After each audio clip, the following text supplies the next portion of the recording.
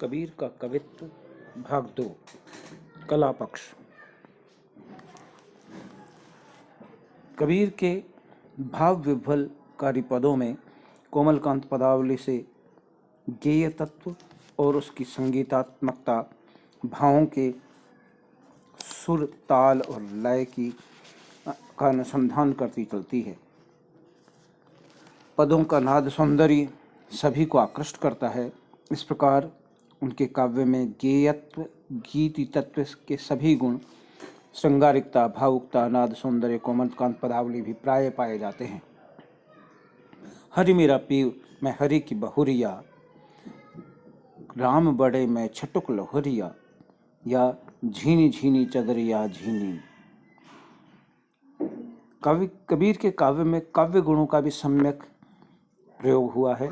उसमें तीनों गुणों का प्रभाव मिलता है, लेकिन उसमें सबसे प्रधान गुण प्रसाद गुण का भरपूर प्रसार हुआ है।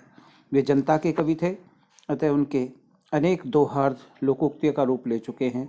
उस सब का कारण प्रसाद गुण की सहज बोधगम्यता ही है।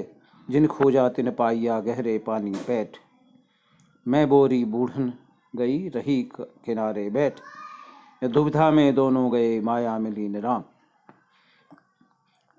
माधुर्य रस का चित्रण कबीर के यहाँ पर श्रृंगार रूप में प्रेम का चित्रण करने में सहज ही छलकता दिखाई पड़ता है। बालम आओ हमारे गेहरे, या दुल्हन गाँव हूँ मंगलाचार।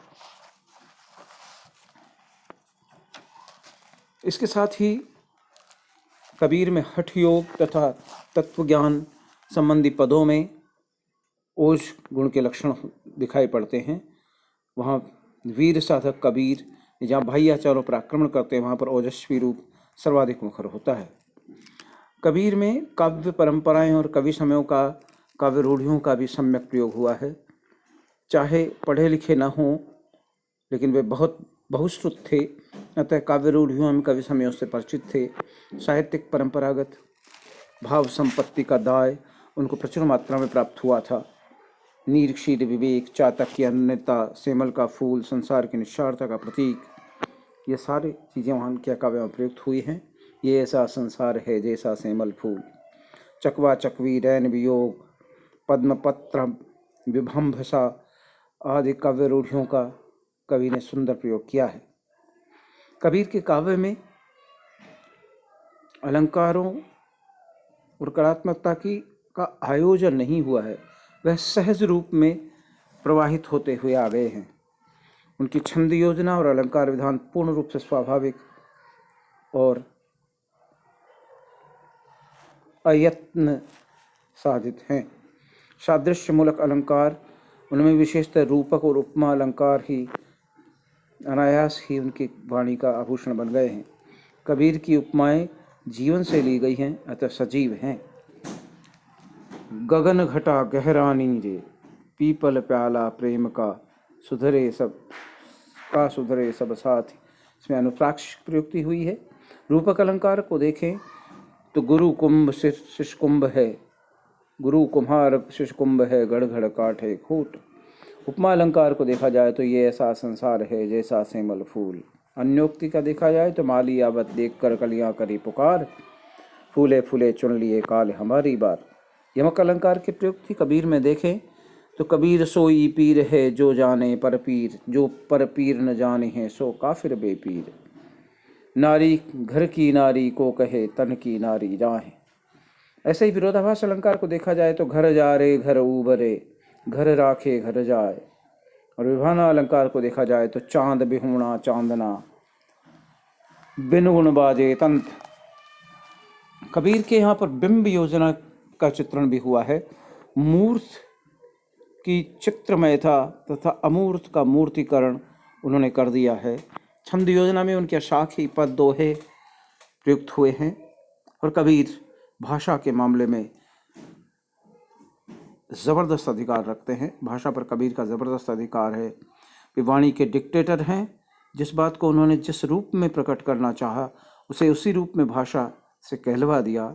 बन गया तो सीधे सीधे, नहीं तो दरेरा देकर भाषा कुछ कबीर के सामने लाचार सी नजर आती है। मुहावरों एवं लोकोक्तियों के प्रयोग से उनकी भाषा में सजीवता आई है। साहित्यिक चोरों को डांटते हुए उनकी भाषा की प्रखरता देखने योग्य है। लाया शाखे बनाए कर इत उत अक्षर काट, कहे कबीर कब लग जिए झूठी पत्तल चाट।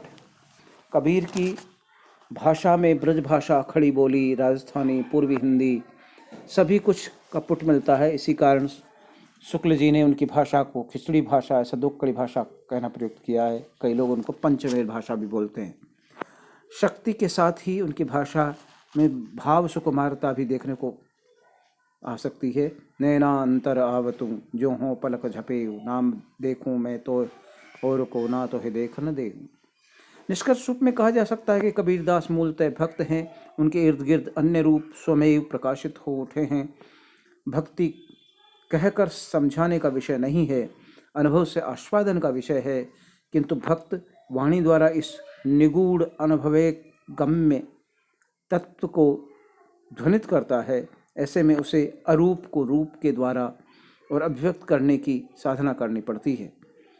काव्यशास्त्र के आचार्य इसे ही कवि की सबसे बड़ी शक्ति बताते हैं। यह रूप के द्वारा अरूप की व्यंजना, कथन से अकथ्य का ध्वनन काव्य शक्ति का चरम निदर्शन है।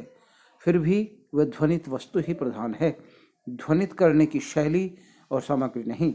इस प्रकार काव्यत्व कबीर के पदों में फोकट का माल है, बाई प्रोडक्ट है। वह कोलतार है और सीरे की भांति और चीज़ों को बनाते बनाते अपने आप बन गया है। मसी कागद छुओ नहीं, कलम गही नहीं हाथ की घोषणा के उद्घोषक कबीर ने कहीं काव्य लिखने की प्रतिज्ञा नहीं की, तथापि उनकी आध्यात्मिक रस की गगरी से छलके हुए रस से काव्य की कटोरी में भी कम रस इकट्ठा नहीं हुआ है। वस्तुतः कबीर भावों के सफल चितेरे, अनुभव के सशक्त अभिव्यक्तिकार तथा अनुभूति को भी अनुभव करा देने वाले महान संदेश प्रसारक कवि एवं स्रष्टा हैं।